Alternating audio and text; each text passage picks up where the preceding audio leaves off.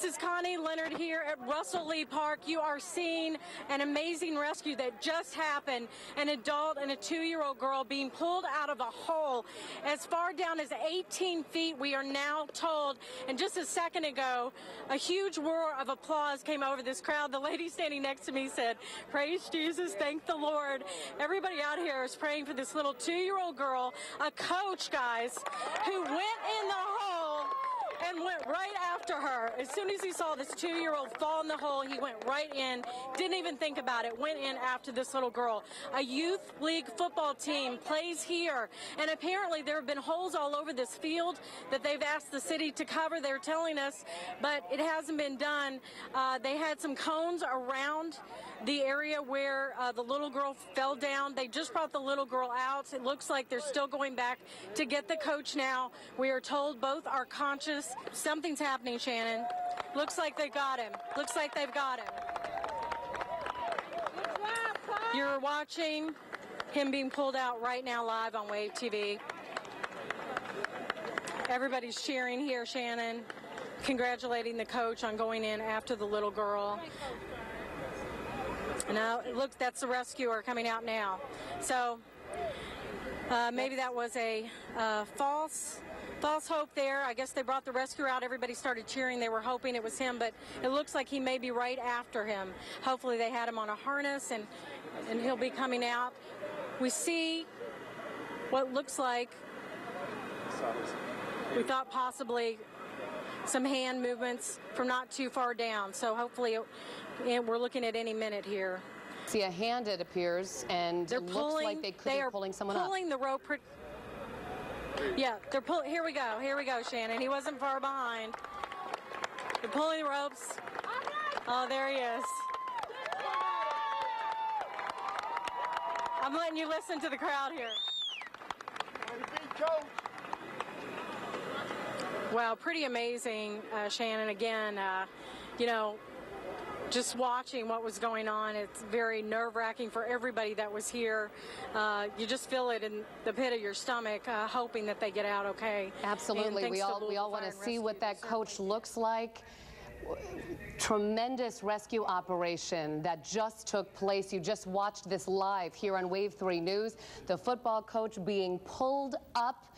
This man went in after a 2-year-old girl who fell into a hole. This happened at Russell Lee Park in the 3600 block of Southern Avenue. Everyone's out there enjoying their Thursday evening, having a great time.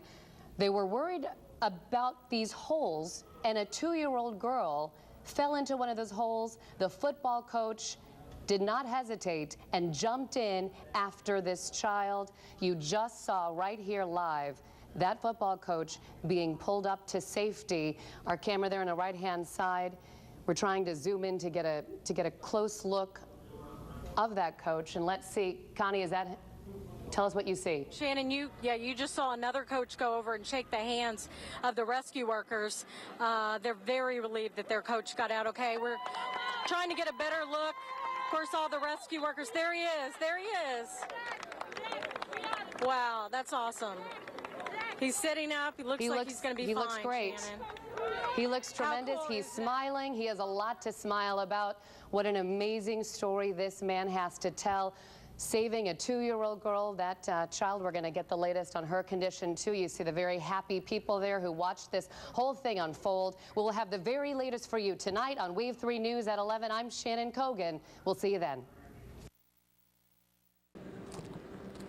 Us as canine handlers with the state police, we get a real tight bond with our dogs. When the good things happen with our dogs, when the bad things happen with our dogs, we all hear about it and we find out real fast. Well, I was just really saddened, you know, for Nate and his family and just at the loss of Kilo, because I have a chance to train with Kilo every month.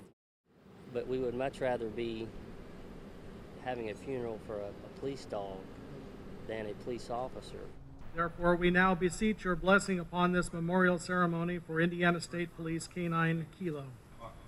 Indiana State Police K-9 Kilo, appointed January 5th, 2007.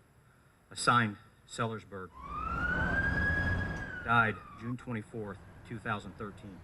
Kilo made entry into the residence with officers following to locate the suspect. Kilo located the suspect hiding in a closet and was shot and killed. The suspect immediately fired several more times, attempting to strike other officers in the house. As we as handlers train for incidents like that of June 24th, we just hope and pray that we never have to experience the outcome we encountered. To Kilo, you saved my life and the lives of my friends that day, so unselfishly. Our last moments together in your service will never be forgotten. My family, friends, co-workers, and most importantly, my son, will forever be indebted to your service. On June 24th, 2013, Indiana State Police K9 Kilo answered his final call. While searching a residence for a suspect that pointed a weapon at an officer, Kilo was shot and killed. There is no greater show of loyalty than a K9 partner that lays down his own life in the protection of others. Indiana State Police K9 Kilo is 1042. He has gone home for the final time. Authority Car 1, Signal 100 has been canceled. Donations to your church are tax deductible. Tuition payments to a church school are not. The Archdiocese of Louisville says they have rules in place to keep them separate. But some hidden camera video one parent brought to me shows a school where those lines appear to be getting blurred. But it is a very nice benefit for each one of us. Red flags went up for accounting analyst Donna Molyneux when she started attending informational meetings on St. Joseph Catholic School in Bardstown. So she recorded the pitches to parents last year and the year before, including this one made by another parent. One of the reasons they've asked me to talk from an accountant standpoint is there is very few ways that you can still rip the IRS off. They got up there and said, we're ripping off the IRS and laughed about it. And I know that sounds funny. No one here's an IRS agent, right? At this Catholic school, non-parishioners pay these rates per child in what's called tuition. Parishioners are quoted these rates per child for what's called stewardship. Same school, same education, roughly the same rates, but one big difference. We are a stewardship model. You know that you receive a tax advantage at the end of the year. The school charges tuition for non-parishioners, but for parishioners, they call it stewardship, which at the end of the year, 100% of what they pay in tuition, they get a letter from the church that they donated as a charitable contribution. First grade class. And much of the emphasis at these meetings is the savings parents can realize under the stewardship model because it's tax deductible. When you look at that, you can really see the true effect of the savings that stewardship brings to it. Parents are shown charts of the tax savings under the stewardship plan, which can total thousands of dollars depending on their income and number of children. It never hurts to be reinforced, about what the real reason is we're participating in stewardship. It's wrong. I just don't believe in cheating the IRS, defrauding the government. Is it your position that these payments are a charitable contribution? It's a free will offering, yes, because we don't tell them what to give, they tell us what they're going to give. Father Bill Hammer says it's all legal and approved by the Archdiocese. He was at both stewardship meetings and did not refute anything the parents said. A number of parishes have had to move away from the stewardship model, and almost always it comes down to people not following through their commitments, and then a shortfall happens. When you have somebody stand up and say there are very few ways you can still rip the IRS off, I don't agree with that statement. Why wouldn't you get up though and say, hey, we're a church, I don't agree with that? Well, I can't answer that question at this point. I don't know how to answer that question. The IRS code says you can't deduct tuition or the amounts you pay instead of tuition. And the U.S. Conference of Catholic Bishops weighed in on the subject of school tuition versus donation and ruled a payment is not a charitable contribution if there is a plan allowing taxpayers either to pay tuition or make contributions in exchange for schooling. That's what you're saying you do. No, it is not. No, that's incorrect the way you described that. Also not a donation if contributions appeals are made as part of the admissions process. It's not part of the admissions process. When I preach about it, it's on a Sunday to the entire congregation. Not a donation if the contribution policy is created as a means of avoiding characterization of payments as tuition. That's not what we're characterizing ourselves. We're telling everybody it's a free will offering. And not a charitable contribution if substantial or unusual pressure is applied to parents. Donna says that's exactly what happened at these meetings parents were told they needed to attend. They pressure the parents, to tell them you need to pay this. In this letter to parents, the school board is very concerned about the dedication our families show to their stewardship/tuition pledges.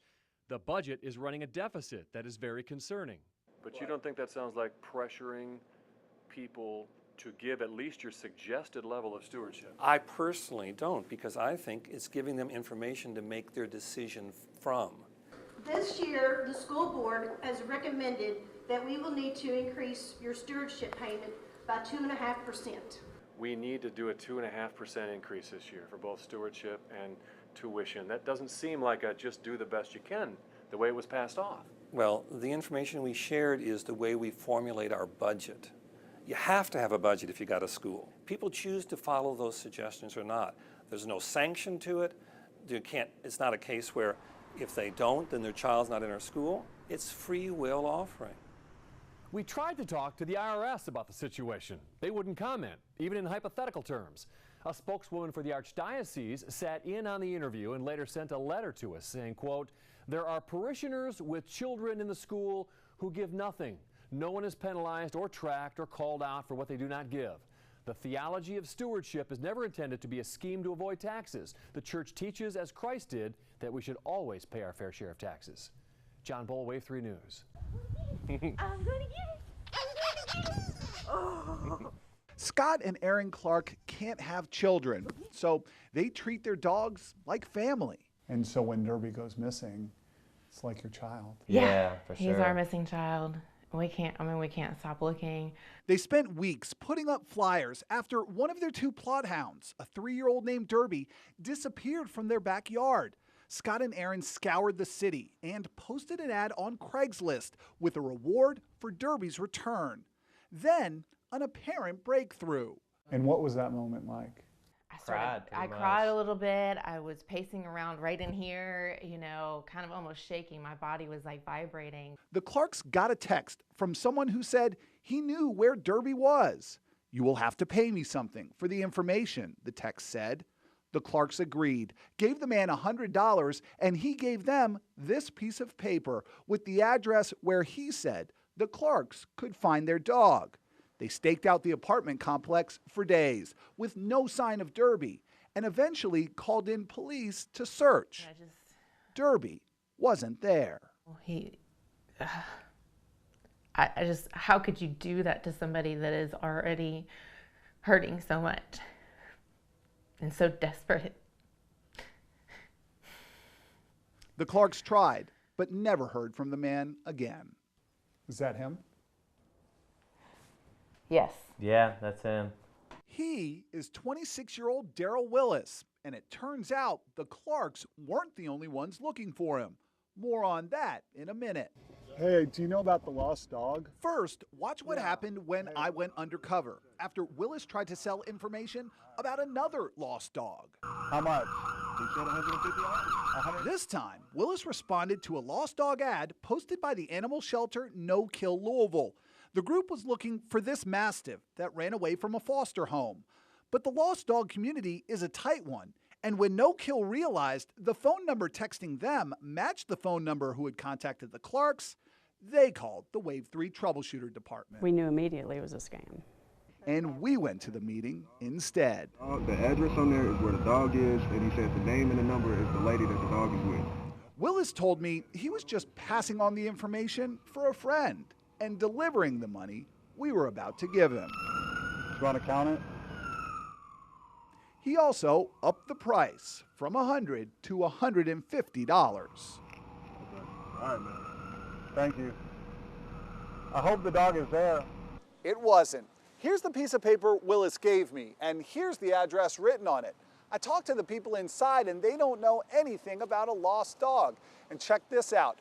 Both addresses, the one he gave to me and the one he gave the Clarks, have the same phone number written on them. I called that phone number more than once, but haven't heard back from anybody. Willis wasn't finished. He answered a third ad, this one offering a $200 reward for a lost dog. What Willis didn't know is that this ad also posted by No Kill Louisville, was a fake. Excuse me, sir. There was no lost dog, only our cameras. Hey, my name's Eric Flack. I'm from Wave 3. I met you a couple days ago. There was no dog, sir. Why did you give me information about a dog that didn't exist? Willis didn't stick around to answer our questions, but we discovered he's a wanted man with outstanding warrants for not showing up to court on various charges. Just this week, Willis was busted for marijuana possession, and when he was arrested, cops say he tried to give them false information too.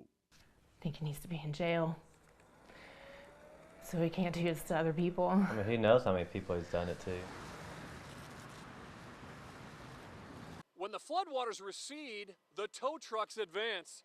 Scenes like this all over Louisville today, tow trucks plucking stranded vehicles, even four-wheel drives, out of very deep water. But in many cases, these are the least of the problems. When the streets start bubbling, the firefighters come running.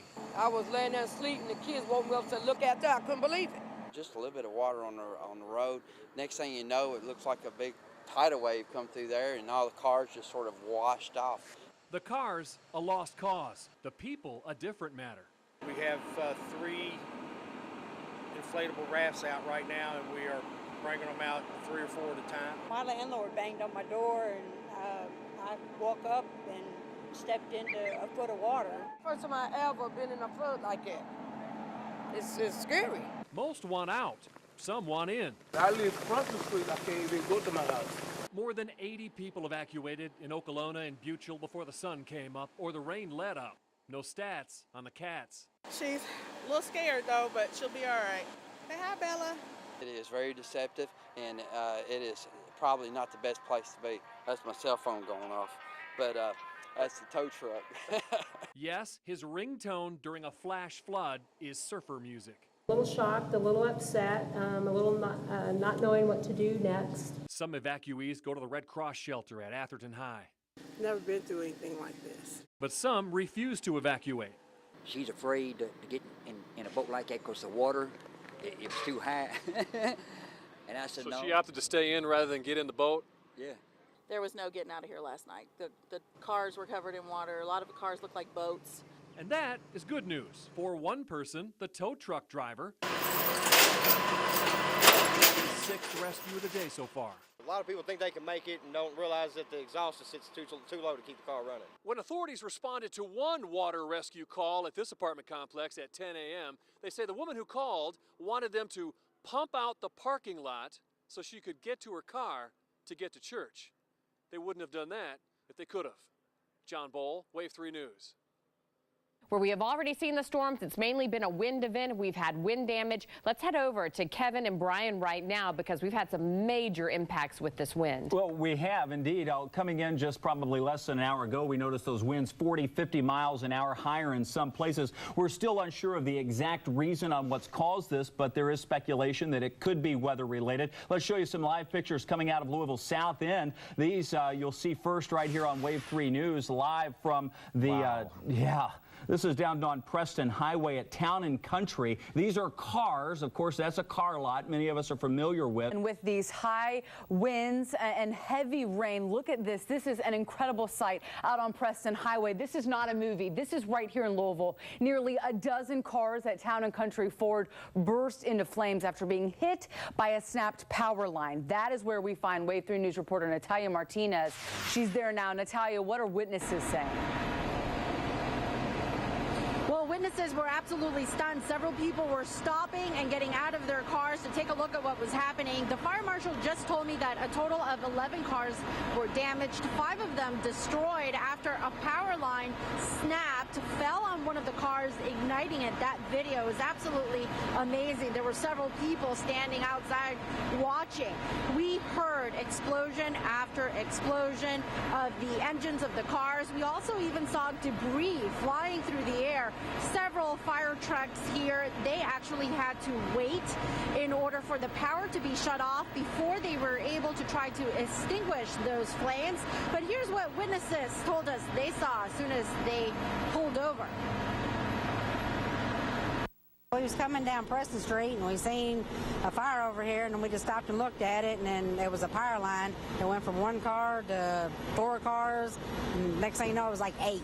Scott, here are the details we've been able to gather so far about who was on that bus, a charter bus belonging to Commonwealth Bus Service. 73 students from Wagner High School on 2 different buses, all 10th and 11th graders on those buses on their way back from a college visit to Eastern Kentucky University in Richmond. We know 42 kids were on that bus that crashed.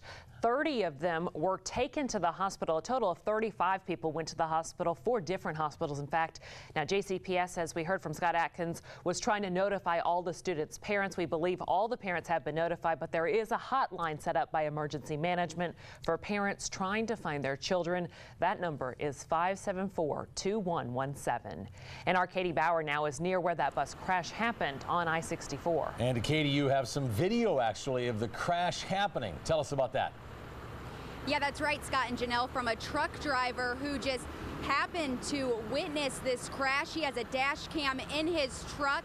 He was traveling on I-64 westbound. And before we get to that video, I just want to say this was a really scary situation for everyone involved, especially these 10th and 11th graders. This was a bus full of Wagner High School students. There were actually 2 buses traveling together, but only one was involved in this accident. They were on their way back from a group college visit at EKU. All 42 people on board, including the bus driver, were transported to area hospitals with multiple injuries. LMPD tells us that 6 students have critical injuries.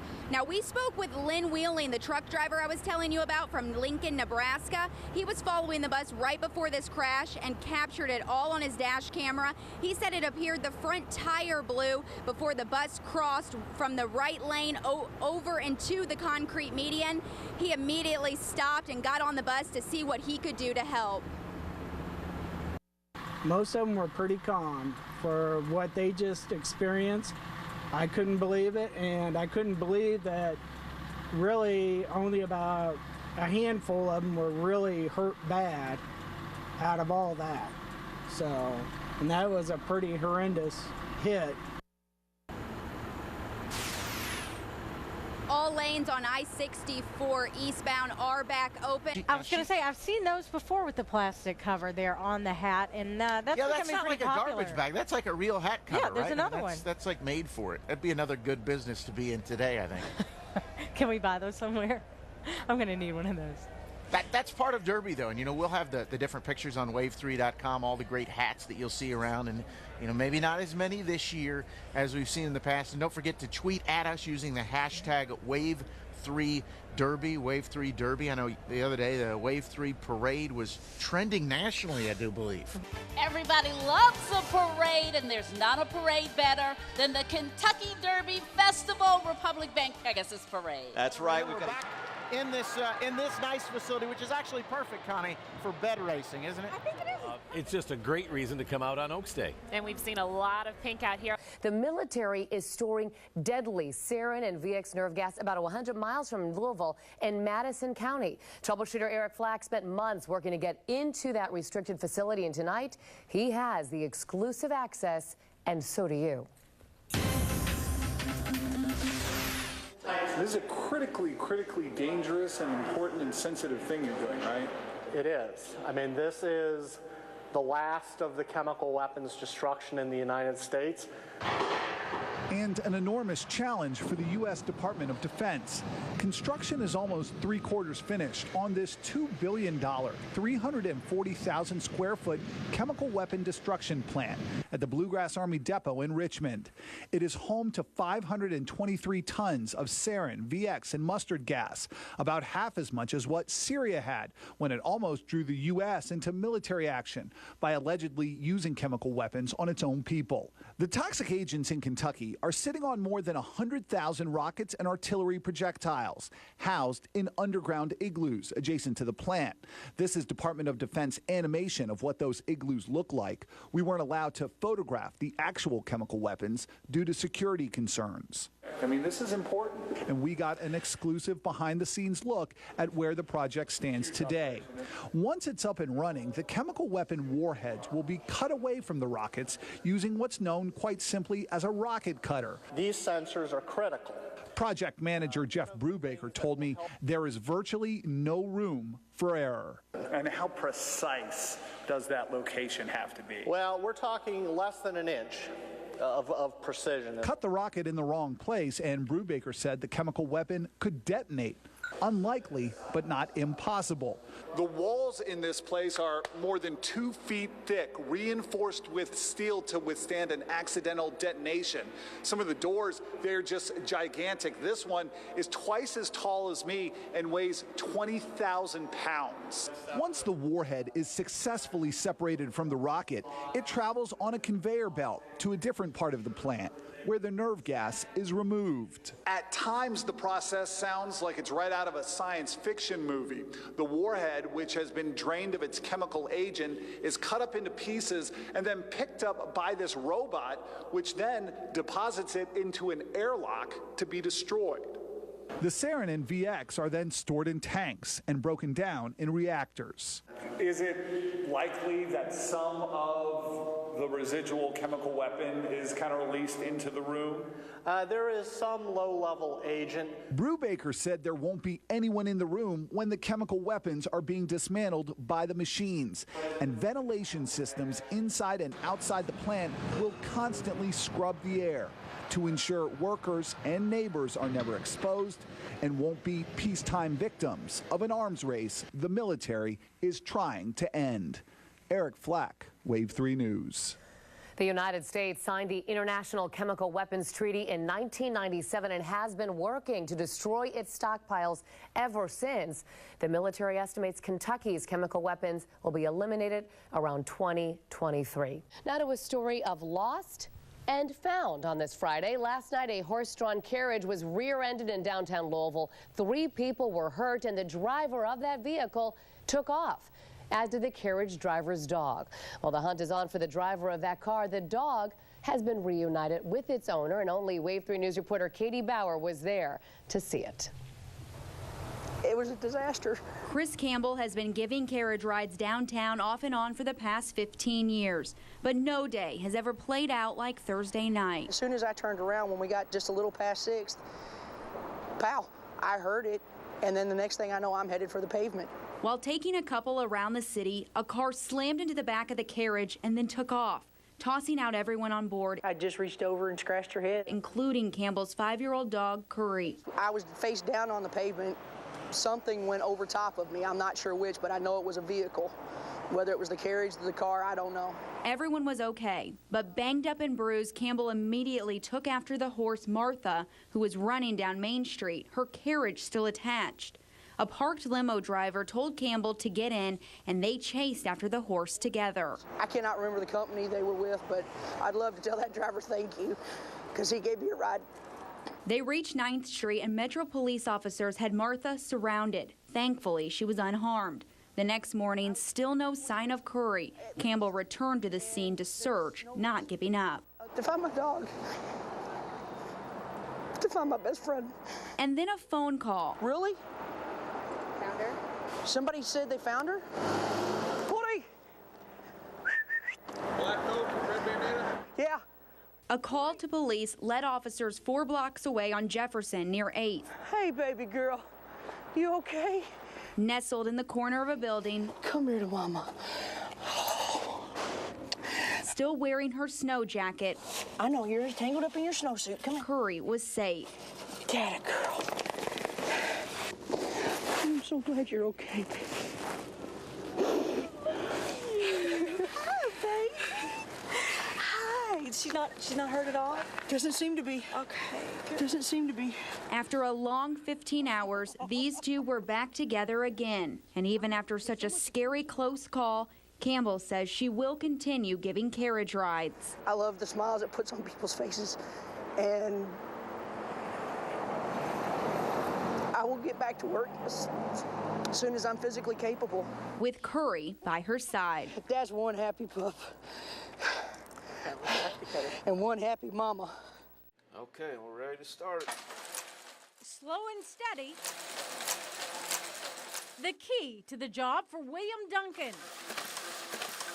Wayside Christian Missions print shop guru says the craft takes patience.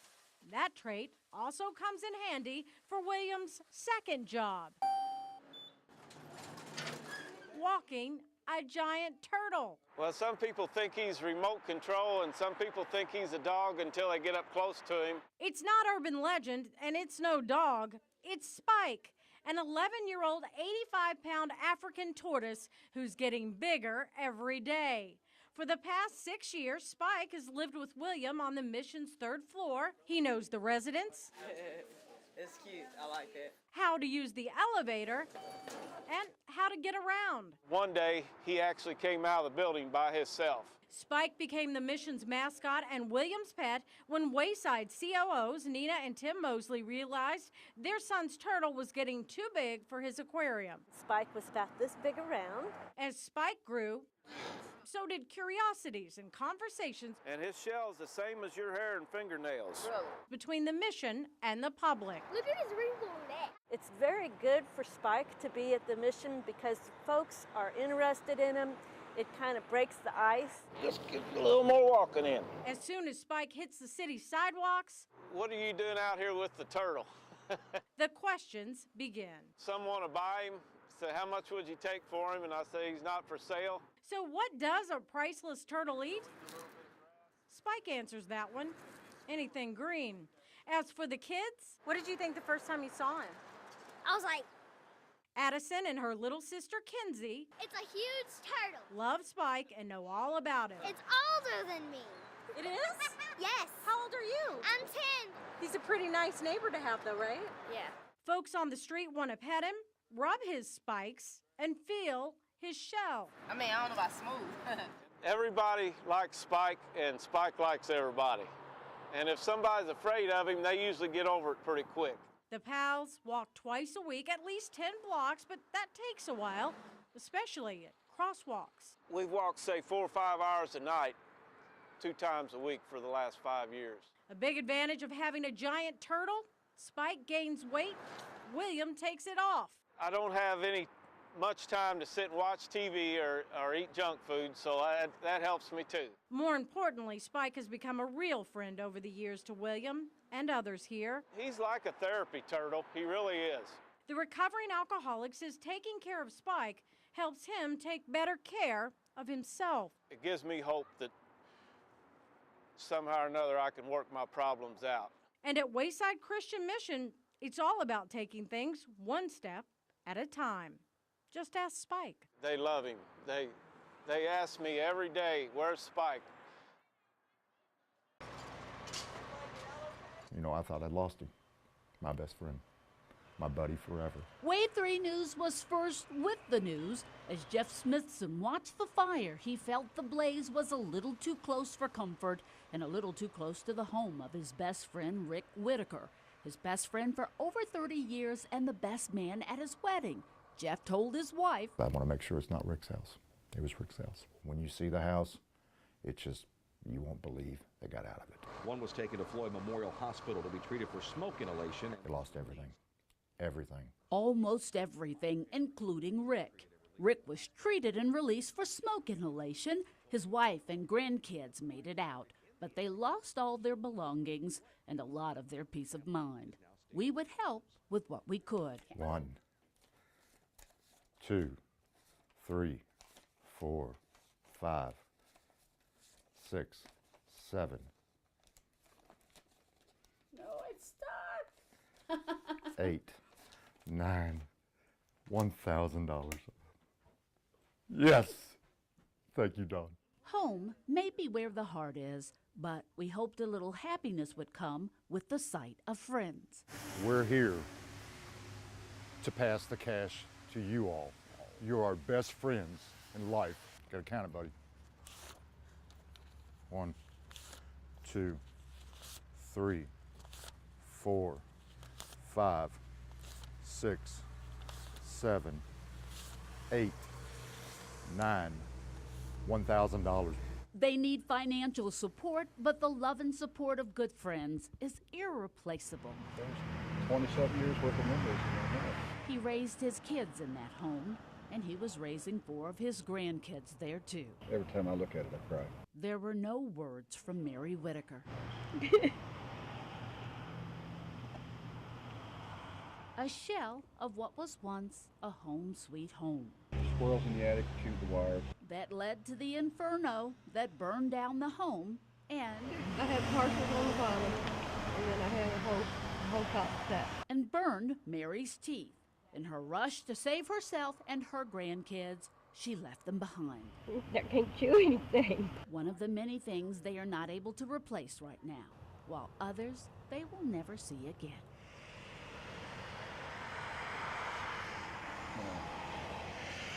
I know he can't do without the grandkids. He loves his grandkids. Tight tendons, snug sneakers, flowing fluids, 20,000 people trying to run 20 miles in 3 different races. The Louisville Triple Crown, with one big difference this year. Standing at the start line, a runt of a runner who can't spell start. You're 67? Yeah. And he's 5. Yeah. It sounds like maybe, and I'm going to be trying to keep up with him. Today, 5K stands for 5-year-old kindergartner. Connor Schiffer cannot read yet, but he can run, and he's my show and tell project. Little boys hate to tie shoes. I have tights on. Tights are for girls. It's to keep you warm. I don't care. These are still the girl tights. He's got some endurance. We just didn't know how much endurance. Until she brought him along on a 5K. Good pace. You're doing good. And he ran away. This is a 9-minute mile pace, okay? So she turned him over to Dad. You're getting your shoes wet. Had him checked out by a doctor. There's something wrong with this child because there's no way he can keep running like that. Got permission to turn him loose. You don't want to run off and leave me. And they've been trying to reel him in ever since. You're killing me, but you're doing good. I think he's booking. He's 5. 5 years old. Amazing. The first leg of the Triple Crown is a sprint for this 5-year-old. The real challenge starts when they double the distance. How you feel, Connor? Good. Yeah. To 6.2 miles. That's amazing. He's amazing. In leg number 2. He's freaking the bad man pajama. For 2 little legs. And we've got a little 4-year-old, and it's like, could he do that? We've got 3 more miles. Yep. Can you make it? Yes. My knees are just tired. But there's a bigger problem brewing. He's got to go number 1 and number 2. And no bathrooms when you need them, so they pit stop in a pet store. Yeah, go little man, go little man. Yeah, you're there, buddy. Dad tries to get him to fill his empty fuel tanks, but Connor would rather toss it. Yeah, baby. There you go, buddy. When he crosses the finish line, he keeps running because he can't read yet and has no idea what that sign means. Are you having trouble keeping up with him? Yeah, absolutely. The final leg, the 10-miler, is serious business for even the serious runners. You can do it, baby! You can do it, baby! Way to go! Then there's that kid, clowning on the curbs, goofing on the grass, and telling all his best jokes. Why did 6 get scared of 7? Why? Because 7, 8, 9. We've been kind of right behind him for a while, and Yeah. just so cool. We were trying to figure out how old he was. He was 5 years old. We're in mile 9. Uncharted territory for a little 5-year-old Connor. Furthest he's been on a training run is 7. And he shows no signs of wear and tear. In fact, he's passing people. That's awesome. Go, Connor! When he enters the stadium, he's a rock star. Kid Rock finishes the 10-miler in 2 hours, 10 minutes. Half the age of the youngest competitors, Connor finishes in front of 1,300 other people. 1,300 have to tell their children they were beaten by a kindergartner who's become a performance-enhancing drug to everyone who gets near him. It just amazes me, John, the way he is, and I wish I could bottle it up and feed it to myself sometimes. While Connor finished all 3 races, 3, 6, and 10 miles long, he won't be allowed to run 13 now. The youngest applicant in the history of the famous Derby Festival Mini Marathon is also the only applicant ever to be rejected for safety reasons. How young is too young when it comes to distance running? We take a run at that question tomorrow at 6 with positions by doctors, Derby Festival directors, and parents. I'm John Bull, Wave 3 News. Live in high definition, this is Wave 3 News. Where everybody looks at it being a proud act, we look at it as something we do every day. If it wasn't him, it would have been the next smallest guy or whoever could have went down in the hole. A dramatic scene in an act of bravery. A child and a football coach trapped in a hole at least 10 feet underground. Tonight, live coverage of the rescue. Good evening, I'm Shannon Kogan. And I'm Scott Reynolds. It happened at Russell Lee Park. That's in Park Duval in the 3600 block of Southern Avenue. Wave 3 News reporter Connie Leonard was there as it unfolded. A huge crowd gathered to see just how it would turn out. She's live right now at Kocera Children's Hospital. Connie? Well, Scott, I'm smiling because it turned out great. She is being checked out here at Kocera Children's Hospital. I got off the phone with her aunt just moments ago. She tells me she's going to be okay, but as you can imagine, a 2-year-old falling down that hole, she is shaken up, as we all were. Everybody that was out there, when you think about it, just waiting for a 2-year-old to come out, everybody was hoping and praying she would be okay, as well as the football coach who went in after her. Just before 7:45 Thursday night, a dramatic scene began playing out in Russell Lee Park. 2-year-old Mayana Moore was playing near the area where Louisville youth football teams practice when she bolted away from her family like many toddlers do and fell some 12 feet down an old brick cistern. One of the league's football coaches, Terrence Washington, didn't hesitate.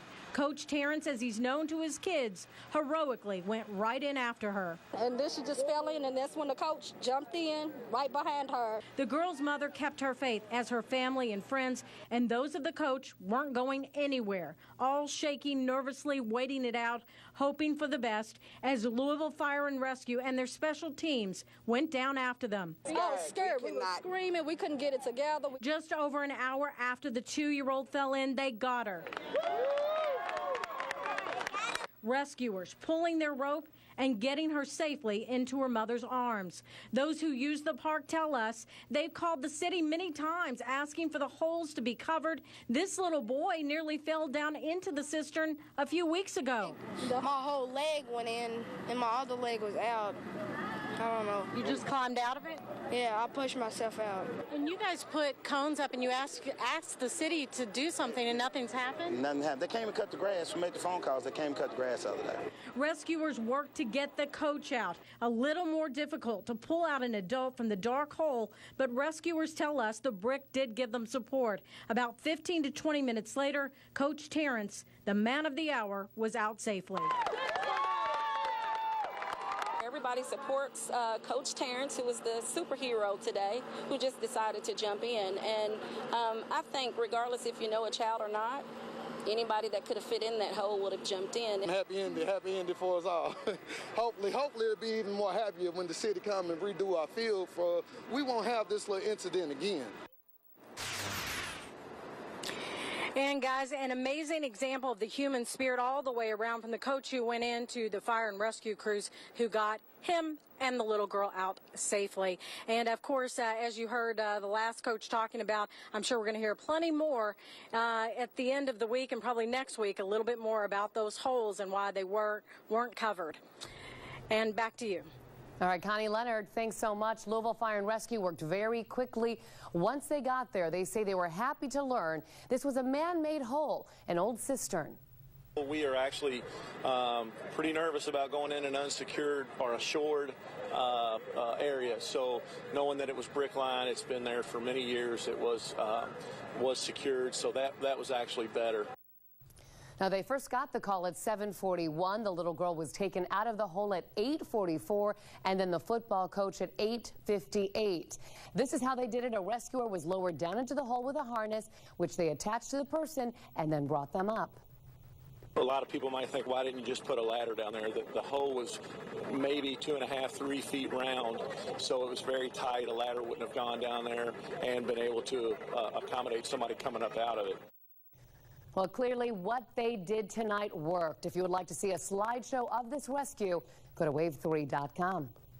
Well, firefighters are still looking for what caused a fire. We brought you as breaking news on Wave 3 News here at 6.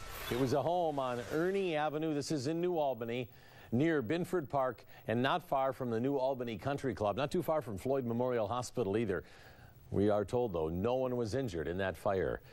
And firefighters appear to be getting the upper hand on a raging fire that's destroyed much of the iconic Jersey Shore boardwalk. That fire is still burning. It's already burned 30 businesses in Seaside Park and Seaside. The turning point, when crews ripped up 25 feet of the boardwalk to act as a fire break, and they filled the breach with sand. That boardwalk had just been rebuilt after Hurricane Sandy. We're alive. That's number one. Right now, widespread flooding across Colorado has left residents tired and damp and just glad to be alive. The video from Colorado of that flooding is incredible. It stretches all the way to Texas, New Mexico, and Utah. Unbelievable amounts. Chief Meteorologist Kevin Harnett has been tracking that system. Kevin, you mentioned earlier the word biblical being used out there. More than a foot of rain in some spots? Yeah, and with a foot of rain falling near Boulder, Colorado, Scott, heavy rains have washed away just about everything in their path, and at least 3 people are dead tonight. Take a look at this from near Loveland. Now, that's just outside of Boulder. Police and firefighters worked feverishly throughout the day to get people to safety. Others, well, they waited until the last minute. 3:30 we decided to evacuate before the mountain slid down the hill, and as we left, then the big mudslide happened, and all this rock right here was all blown through. It was pitch black out. Well, some of the flooding is made worse because of recent wildfires along Colorado's Front Range. There are fewer roots to hold the soil in place, so you know what that means. Either the water rushes downhill or erodes the surface below. We got a big hill, steep hill behind me, and it gave way last night. I got a pretty good mudslide, but missed the house. Now, at one point, the sheriff of Larimer County says there were rocks falling on cars because of the landslides. The National Guard moved in to help 200 people stranded and holed up in schools in the town of Lyons. Now, there's more rain expected overnight. That system in Colorado will not impact our weekend weather. That's the good news. I'm going to be back with a cooler forecast for Kentuckiana coming up in just about 10 minutes. Shannon? Thank you. Parents accused of starving and locking away their disabled daughter for years now face charges in Carroll County. The 23-year-old has Down syndrome and survived despite going from weighing 189 pounds to just 86 pounds in her 4 years of captivity. Kentucky State Police arrested Billy and Robin Mertz, who both pleaded not guilty to charges of neglecting and abusing an adult. Investigators say the father and stepmother boarded up the door frame to keep their daughter in the basement for weeks, even months at a time. For 4 years. That's very, very disturbing. Some people just didn't know she lived there. Others, when they went to visit, were told she was asleep and weren't allowed to see her. An anonymous tip launched the investigation. Adult Protective Services have made no comment on the case. The Mertzes have other children as well that apparently they did care for. Today, a judge ordered them, though, to have no contact with those kids. The debate on whether to end liquor sales at stores at 2 a.m. continues. Tonight, the Metro Council voted in favor of sending that ordinance back to committee. Wave 3 News reporter Katie Bauer is live at City Hall. And Katie, why did the majority of the members want to send this issue back? Scott, the current ordinance does not stop beer sales at 2 a.m., only liquor and wine. So some council members argued if the idea is to fix a crime problem, still allowing some alcohol to be sold until 4 a.m. is not the solution. Lucky Jr. on 26th Street has been selling alcohol for 49 years. Manager James Alexa doesn't understand why the council would choose to try to shut down liquor stores at 2 a.m. and not bars. If you're going to do one, you're going to do everybody. The idea to push to stop liquor sales after 2 a.m. in Louisville was brought about as an effort to stop crime. Councilwoman Sherry Bryant Hamilton says right now 38 liquor stores are licensed to sell until 4 a.m. Most are in the West End. We have to take control of our neighborhoods. This is a related issue. But not everyone agrees the problems are alcohol related. I really question, and I said this in the committee meeting, whether crime is caused by alcohol. The owners of Lucky Jr. say they back that statement. Alexa's parents started the business decades ago, and since the beginning they have sold beer, wine, and liquor until 4 a.m. I'm telling you, the problem is not the liquor, it is the drug dealers. For hours, the council went back and forth on the proposed ordinance, attempting to add amendments and make clarifications. I'm baffled at why some of my colleagues, if they're in favor of this ordinance as it stood today, why they would not want to include beer if the problem's alcohol.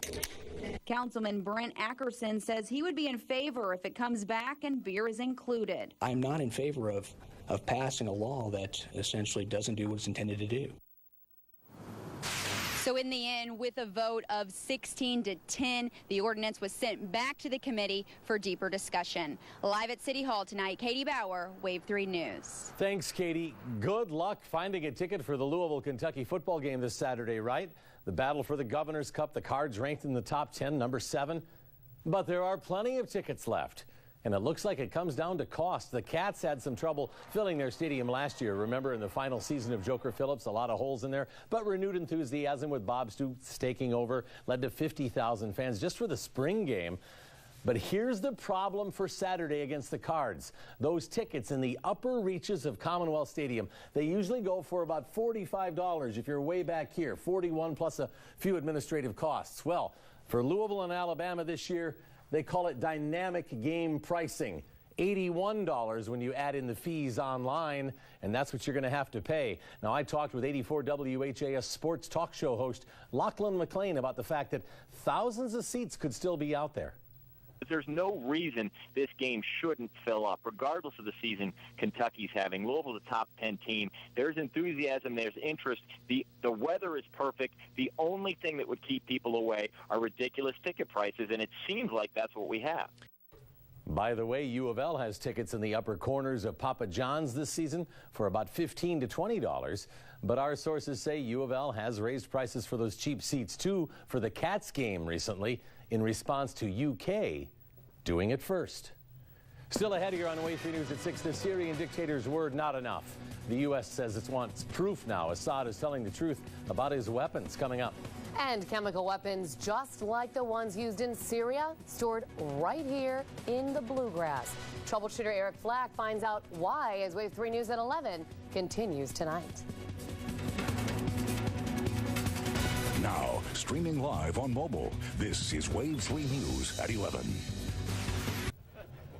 Secretary of State John Kerry making it clear that the military option is not off the table, even as the U.S. and Russia sit down in Geneva to talk about how Syria will turn over the chemical weapons it now admits it has. And Kerry rejected the suggestion from Syria's Bashar Assad that he will submit data on his chemical weapons program. A month after he signs an international ban on the weapons, Kerry says Assad's words are not enough. Well, listen to this. There are deadly chemical weapons being housed right here in Kentucky. Wave 3 troubleshooter Eric Flack found out they are being kept at a U.S. military facility about 100 miles from Louisville. He traveled to that Army depot earlier today. And Eric, are we talking about some kind of nerve agent similar to what was used in Syria? Yeah, Scott, the exact same ones allegedly used by the Syrian president to kill 1,400 of his own people. Some of those graphic images you're about to see.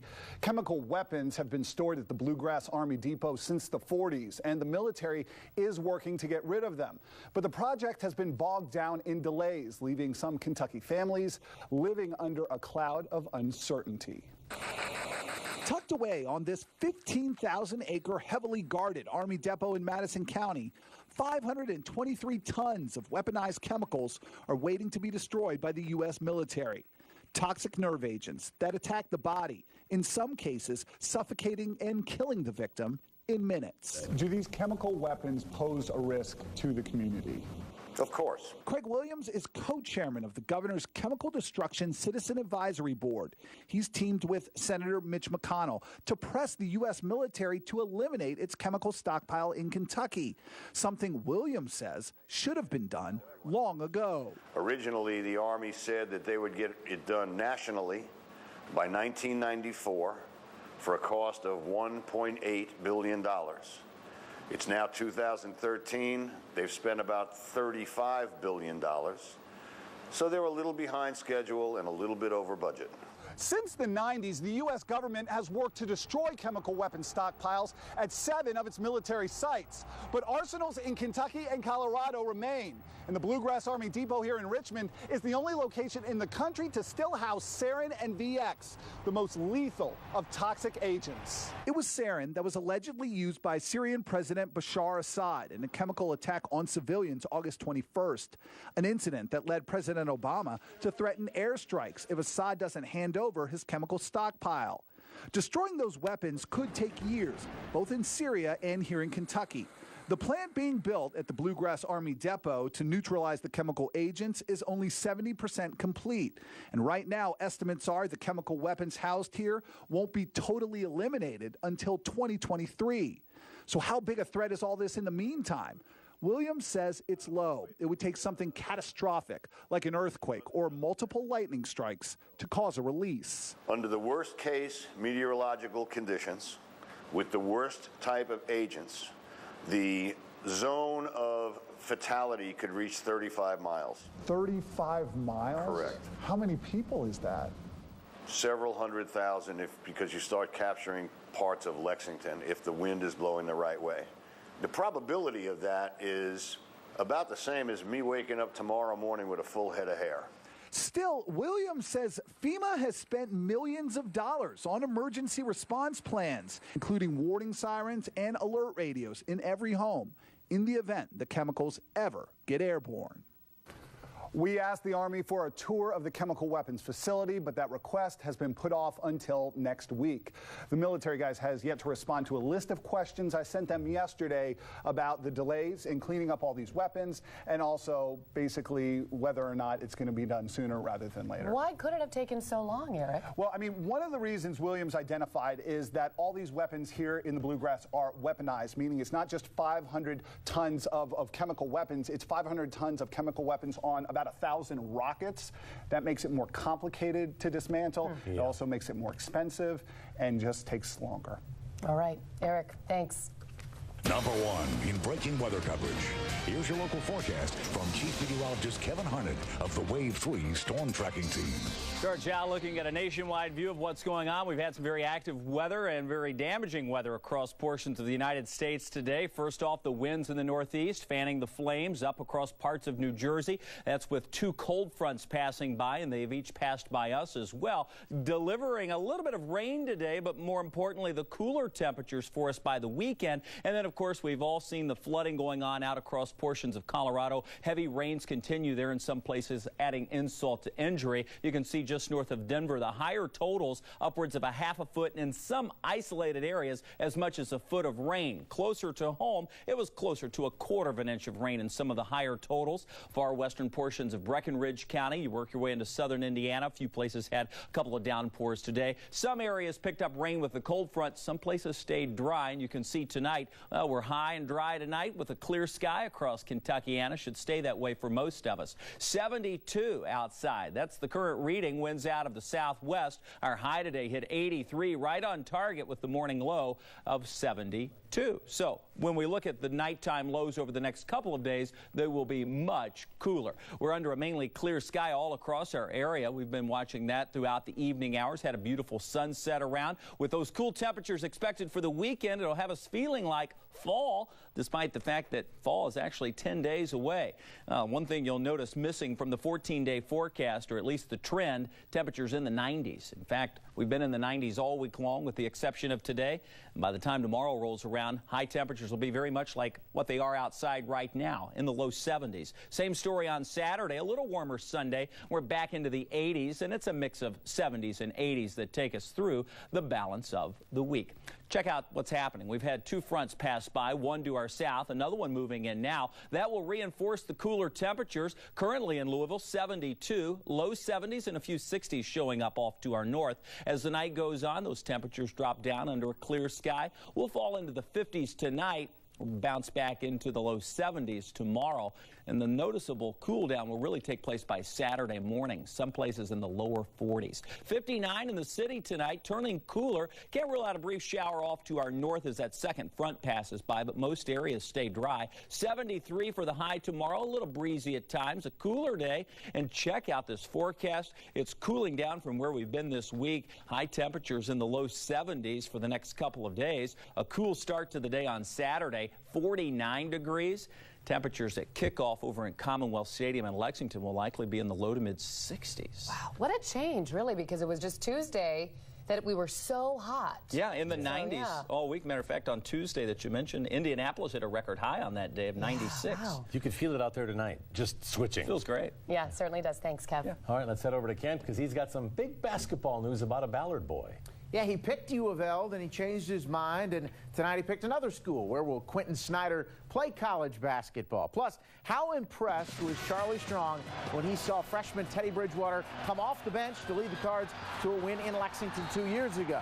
That answer next in sports.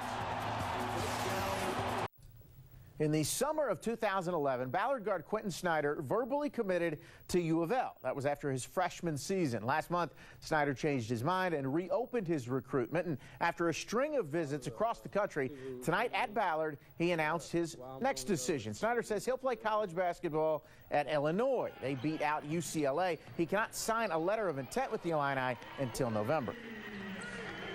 When I started, I thought it was all cool and stuff, how the coaches was calling, like how Izzo called was pretty nice. All the big schools just calling. Then after like a week, it just got tiring and stuff. That's why I narrowed it down to 7. Then that's why I narrowed it down to 2. Then that's why I made my decision. The one thing I really did like about him going to a Big Ten school is that tournament's going to rotate from Chicago and Indianapolis every year, and I knew that would be a good opportunity to go up there and spend some time and enjoy the tournament with him. As they started to do their homework and as they started to get to know the coaching staff, they realized it probably was the best fit for them.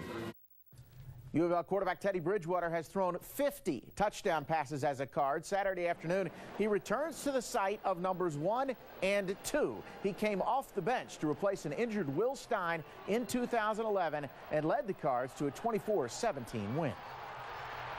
Well, I just didn't know, just because he entered the game, you didn't know how he was going to play. Because that's his first game, and then you're sitting there like, okay, is he going to be able to manage the game? Is he going to get us in the right checks? Can he handle the offense? And the environment that night was just unbelievable. You know, here you are, your big rival game. And for him to go in and play as well as he did, I think that everyone was shocked, even the coaches. U of L Vice President of Athletics Tom Jurich was the speaker at the Rotary Club of Louisville meeting this afternoon. He said Notre Dame's visit to Papa John's Cardinal Stadium should come in 2017, and he offered up this on the Cards' 2013 schedule. You know, we lost Boise State, we lost San Diego State. We thought we were going to be playing TCU this year. We lost those games all in a really small, short period of time, and then we went out and beat Florida, and after that, it was very difficult to get anybody to play. This week's installment of You Can't Be Serious with our Clear Channel partners debuted on Wave 3 News at 7:30. That video is on the sports page of wave3.com, complete with Governor's Cup predictions. Up next, the highlight of the night, plus a preview of Touchdown Friday night. Tomorrow night, week 4 of Touchdown Friday night. And among the games that we'll cover, a bragging rights battle in Shelby County as the Collins Titans visit the Rockets. I will be there for that one.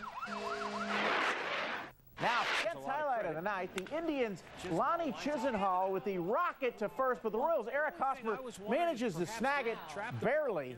The snow cone grab is Kent's highlights of the night. That's a snow cone right there. Good thing he had the first baseman's glove. That sounds pretty good, actually, a snow cone, doesn't it? It does, I agree. By the way, the Keeneland yearling sale prices back up above or beyond 2008. $2.5 million for one colt, awesome. one yearling. Good to see. We weren't there for that one. Big money. We'll be right back. Check out this star-studded event benefiting a good cause at the White House Mansion tonight. This was the 7th annual Taste for Prevention fundraising event to support the Exploited Children's Help Organization. And you might recognize a few of the people in these pictures. I do. Janelle McDonald, Don G, Myra Ansari, and Sherelle Hubbard were there serving as hosts for this event. Great job, guys. Maybe that's why Sherelle helped me at my desk today, because she was getting ready for working there tonight. But that was a little more important. She helped you at your She desk. did. She was What do you like mean? cleaning it up and. Oh, well, kinda that's fixing because up. maybe it was a I'm man. glad somebody's helping you out. Wow.